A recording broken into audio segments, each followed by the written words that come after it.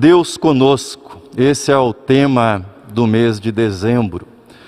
Todos os domingos nós somos despedidos no final do culto, seremos neste culto também. Somos despedidos sob a bênção do Deus Trino. A graça do Senhor Jesus Cristo e o amor de Deus e a comunhão do Espírito Santo sejam com todos vós. Emanuel quer dizer Deus conosco. E Deus conosco é o Deus Pai, Filho e Espírito Santo. O Deus que na história revela-se como o Deus Trino.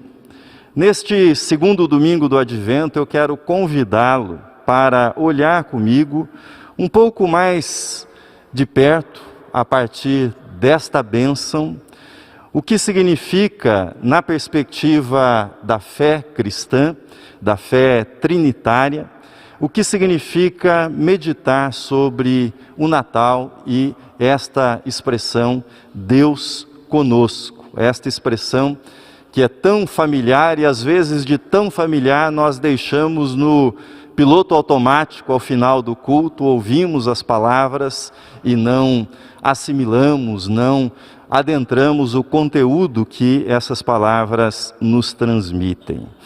Comecemos pela graça de Jesus. O encontro com a graça de Jesus Cristo é o nosso primeiro contato com o Deus que está conosco. Cristãos não falam de Deus de um modo abstrato. Nós falamos de Deus a partir da revelação do Pai no Filho, Jesus Cristo.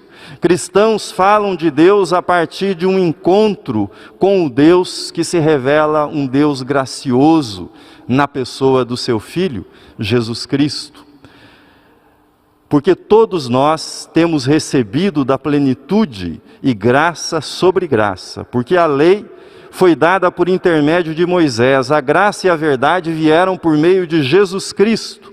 Ninguém jamais viu a Deus, mas o unigênito que está no seio do Pai é quem o revelou. Isso está no Evangelho de João, capítulo 1, versículos 16, 17 e 18. O Deus revelado em Jesus Cristo é aquele que se revela como o Deus da graça. É aquele que toma os pecadores e os levanta da miséria, os levanta do chão, como Jesus fez com a mulher pecadora que estava para ser apedrejada. A graça de Jesus nos liberta de toda condenação. Jesus se dirige à mulher dizendo: mulher, onde estão os teus acusadores? Ninguém te condenou, nem eu tampouco te condeno. Mas a graça tem uma face na aceitação e tem a outra face na transformação pessoal. Diz Jesus: ninguém te condenou. E em seguida diz: nem eu tampouco te condeno, vá e não peques mais. Ninguém jamais viu a Deus, mas o Deus unigênito, Cristo Jesus, revelou-se como o Deus da graça, aquele que traz graça sobre graça para nós.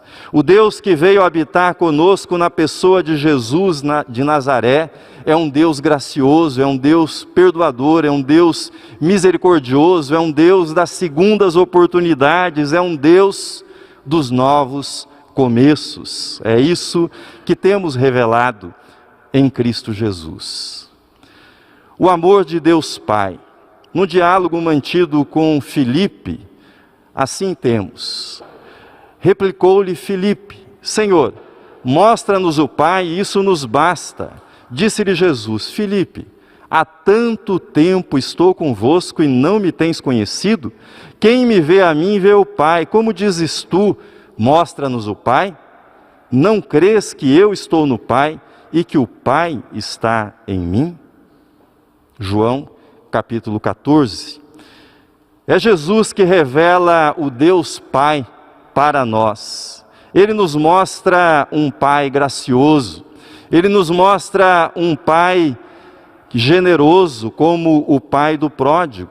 Um Pai que a ninguém segura, a ninguém prende em casa, mas é um Pai que corre ao encontro daqueles que estão arrependidos e que voltam para casa arrependidos. Um Pai que faz festa quando reencontra o filho que estava perdido, o filho que estava longe da casa.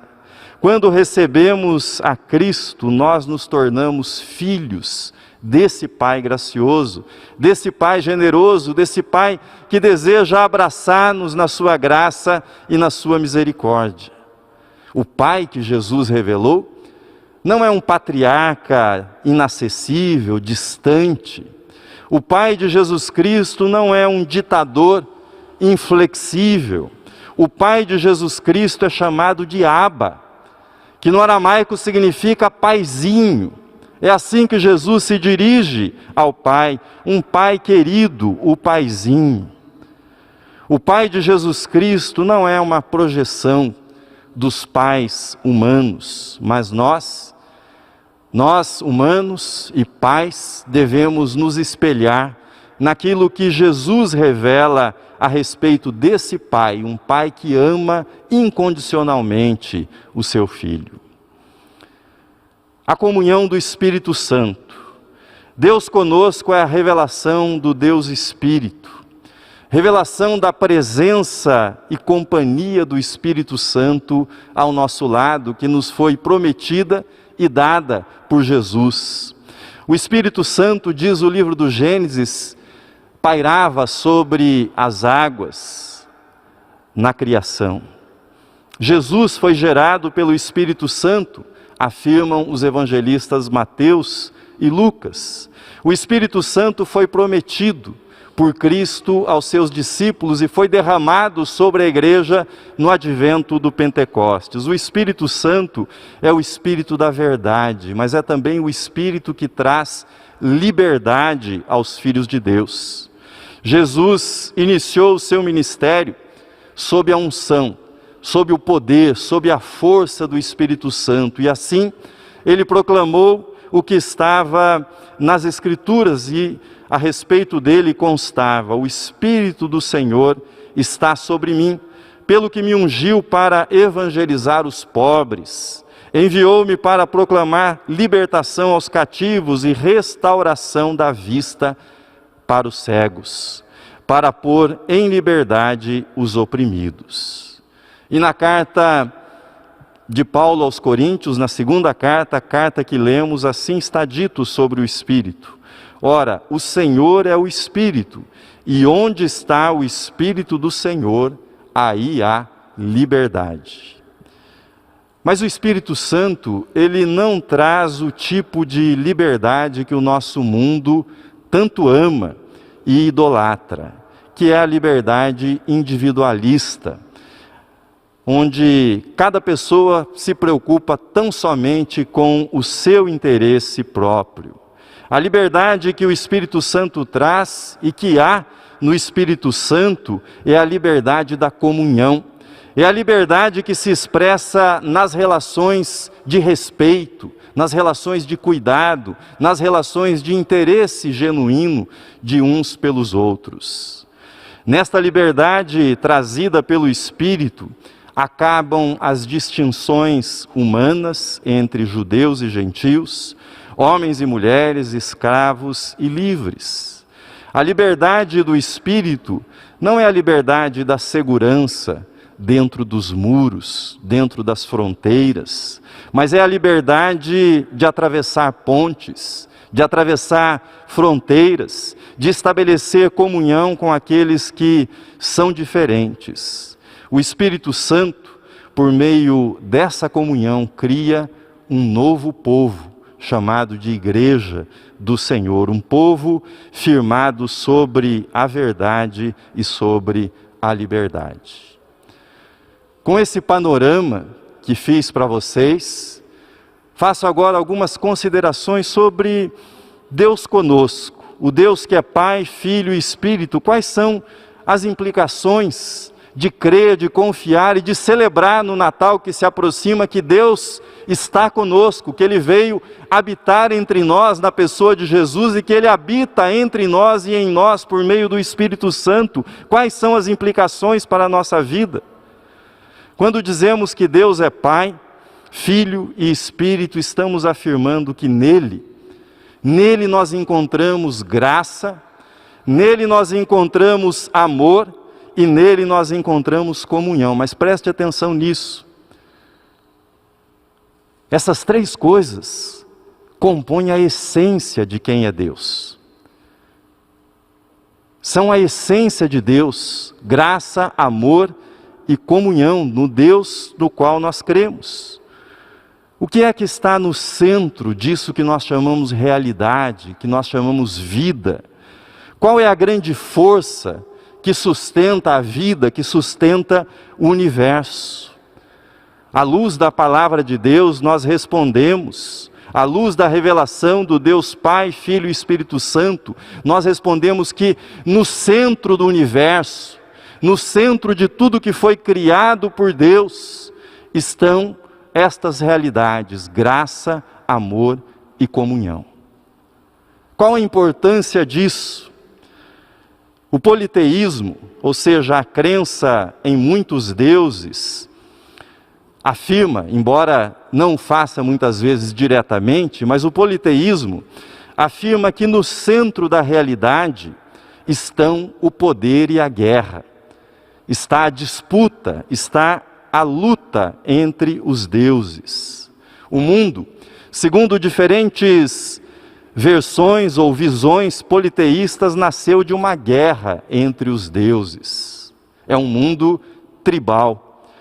Deus conosco ensina que no centro do universo, a realidade última, o que sustenta, o que mantém a coesão de tudo o que existe é a graça, o amor e a comunhão. Afirmar Deus conosco é afirmar que na essência do ser divino, no qual nós cremos, está um relacionamento. E um relacionamento inesgotável de entrega, um relacionamento de comunhão entre Pai, Filho e Espírito Santo, que embora diferentes, são na essência um único Deus. O poder de Deus nessa revelação, o poder de Deus é o poder do amor, e o amor de Deus é o seu verdadeiro poder sobre o mundo. É o modo como Deus resgata, redime e molda esse mundo caído e dominado pelo pecado. Deus, na sua essência e eternidade, é amor, amor interpessoal. Deus é uma comunhão entre Pai, Filho e Espírito Santo, diferentes entre si, mas com uma única essência de amor. Quando afirmamos que nós fomos criados à imagem e semelhança de Deus, do Deus Trino, nós estamos dizendo que nós fomos criados para doação. Nós estamos dizendo que nós fomos criados para a entrega para os outros, para a comunhão.